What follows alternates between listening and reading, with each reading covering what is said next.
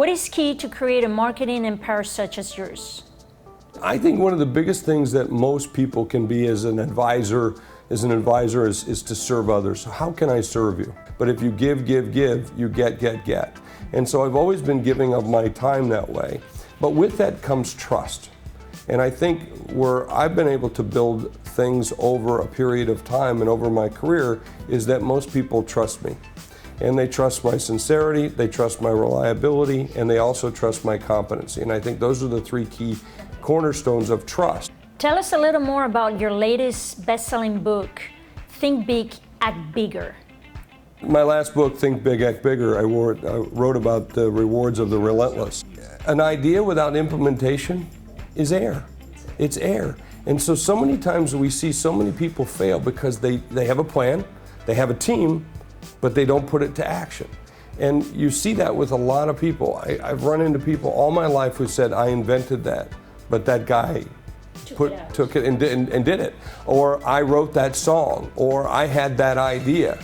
Well, but okay, great, knock yourself out, wonderful, but you didn't do anything with it.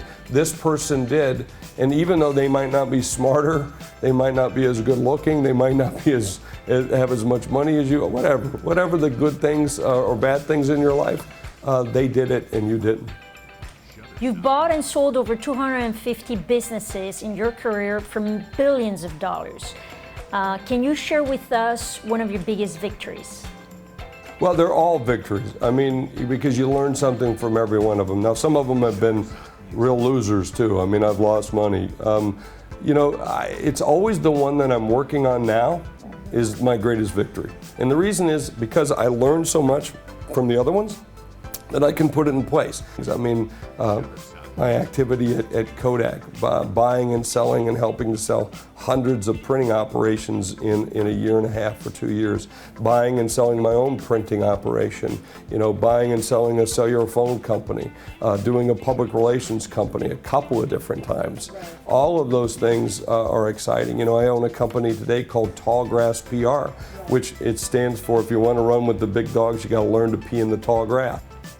What are your future projects?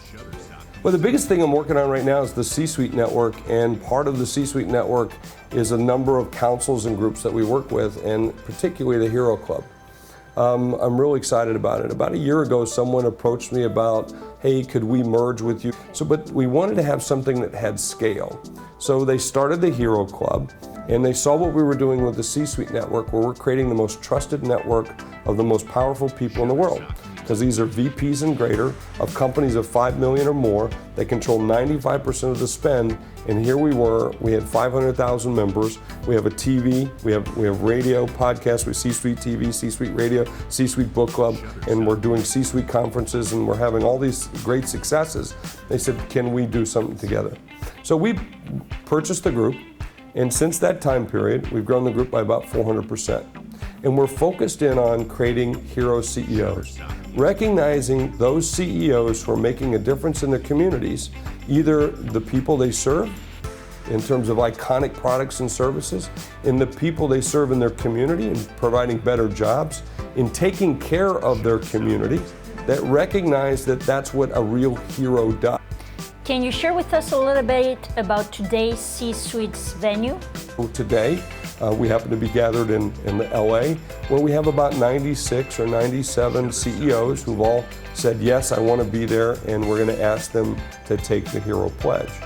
And so it's an acknowledgement of what's been going on for hundreds of years in this country, where we have real leaders of business who are doing the right things for the right reason. And it's time we shine the spotlight onto them, because they're the real heroes. And so the Hero Club gets together on a regular basis in lots of cities around the country. We have summits, we have investor conferences. We're focused primarily on 4 things. 1, networking with other CEOs, because that's how we grow and we learn things. 2nd is education, so we help give them tools that they need. 3rd is the access to capital, because most of our hero companies are fairly high growth.